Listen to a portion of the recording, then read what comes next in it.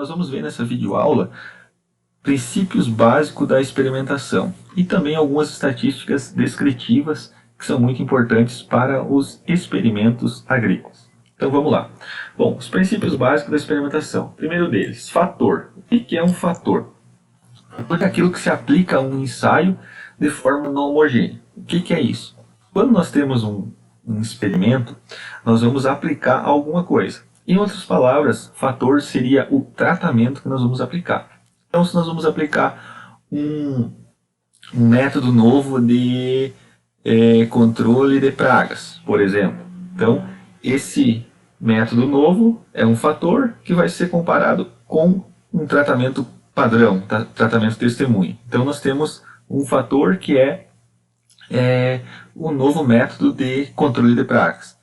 Nós podemos incluir um outro fator nesse experimento, por exemplo, cultivar. Então nós temos já dois fatores, certo? Então aqui tem alguns exemplos, né? Cultivar, quando se testam várias delas, adubação, ao se comparar diversas formulações, fungicidas, condições de armazenamento e por aí vai. Então, fator é aquilo que se aplica a um tratamento de forma não homogênea, ou seja, nós vamos alterar os níveis daquele fator para se encontrar o resultado, certo? Bom, nível. O que é o nível? Nível são as diferentes manifestações de um fator. Então, se nós temos diferentes doses de um fungicida, por exemplo, cada dose dessas é um nível do fator fungicida. Então, temos outros exemplos aqui, dose de adubo, temperatura de fermentação. São exemplos, então, de níveis, né? Então, nós vamos testar dose de adubo 0, 100, 200, 300. Cada dose dessas é um nível.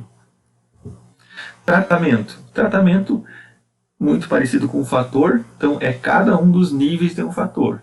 Então, no exemplo usado no fator, diferentes cultivares. Então, nós temos cultivar A, B, C e D. Então, cada cultivar dessas também é um tratamento. Então, tratamento pode ser também dose 0, dose de 100, dose 200, dose 300 é um adubo. Então, é muito parecido com nível, né? Testemunha. O que é a testemunha? Testemunha é um tratamento onde não se aplica o que tu está querendo testar. Por exemplo, a ausência de dose de adubo. Então, pode ser ausência ou pode ser aplicação de um fator usual, ou seja, um tratamento padrão. Também é muito encontrado em trabalhos tratamento padrão. Ou seja, você já tem rotineiramente o uso de um determinado produto, por exemplo, e aí tu quer testar um novo produto. Então, você usa o tratamento padrão e esse novo tratamento, certo? Então, aqui exemplo, cultivar recomendada para o cultivo na região, dose recomendada de um fungicida X. Então, por exemplo, eu tenho uma variedade de uva que se adapta muito bem à região da Serra Catarinense. Aí eu tenho uma outra variedade de uva nova sendo introduzida, então eu vou comparar com esse tratamento padrão, que é essa variedade já usada na região, para ver se esse tratamento novo, essa nova cultivar, é melhor ou pior do que a atualmente usada. Muito bem, repetição. O que é repetição? Repetição é a aplicação de um mesmo tratamento em várias parcelas, ou seja, eu tenho um tratamento novo para controle de pragas. Então eu vou repetir a aplicação desse tratamento novo em várias parcelas. Então eu vou fazer repetições. Para que é importante ter repetições?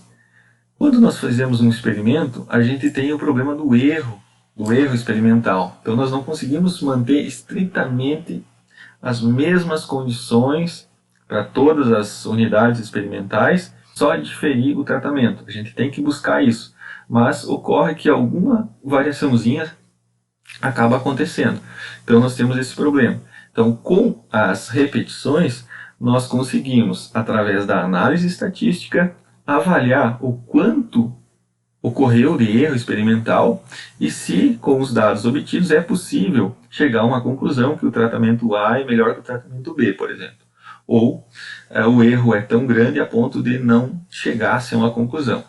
Logicamente, o tratamento A pode ser igual ao tratamento B, e isso ser, de fato, né, o resultado. Entretanto, o erro deve ser mínimo.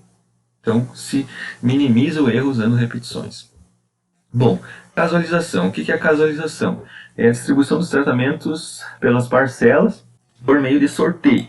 Então, casualização nada mais é do que sorteio. Então, nós vamos ter a área, por exemplo, várias fileiras de uva, de videira. Então, nós vamos fazer sorteio para saber aonde vai ser aplicado cada tratamento, de forma sorteada, não de forma ao bom gosto do pesquisador, não.